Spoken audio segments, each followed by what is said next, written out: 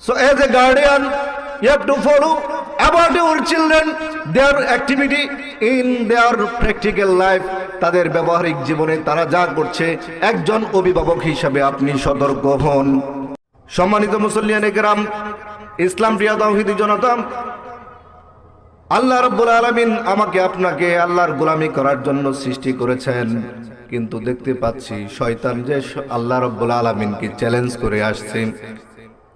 সূরা আরাফের মধ্যে আল্লাহ রাব্বুল আলামিনকে শয়তান চ্যালেঞ্জ করেছে, ফাবিমা আগওয়াইতানি লাকুদান্না লাকুম সিরাতাকাল মুস্তাকিম। যেই আদমের কারণে আমি পথভ্রষ্ট হয়েছি, ওই আদমকে, আদমের সন্তানকে পথভ্রষ্ট করার জন্য আমি তোমার সরল সঠিক পথে বসে থাকবই। কার চ্যালেঞ্জ ভাই? কার চ্যালেঞ্জ? শয়তানের চ্যালেঞ্জ আল্লাহকে ছুড়ে দিয়েছে। আল্লাহ রাব্বুল আলামিন স্পষ্ট জানিয়ে দিলেন যে আমার যারা বান্দা, ইন্না ইবাদি লাইসা আলাইহিম সুলতান, আমার যারা গোলাম রয়েছে তাদের উপর তোর কোনো ক্ষমতা নাই। কিন্তু দেখতে পাচ্ছি বর্তমান যুব সমাজের মধ্যে ছেলে মেয়ে যারা রয়েছে, শয়তান তাদেরকে এমন ভাবে আঁকড়ে ধরেছে, অপসংস্কৃতির কবলে পড়ে বর্তমান যুব সমাজ নষ্ট হয়ে যাচ্ছে, ঠিক কিনা? যুব সমাজ, মুরব্বীরা যেই সমাজের তাজ, মুরব্বীরা হচ্ছে পরিবার সমাজের আলো।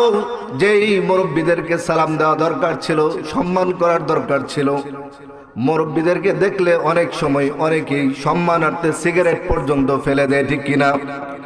সেই মুরব্বীদেরকে যুবকরা এমন ভাবে নষ্ট হয়েছে, মুরব্বীদেরকে দেখলে পরে এখন আর সালাম দেয় না, উস্তাদদেরকে দেখলে পরে এখন আর সালাম দেয় না, বাপ মার সামনে আদবের সাথে কথা বলে না।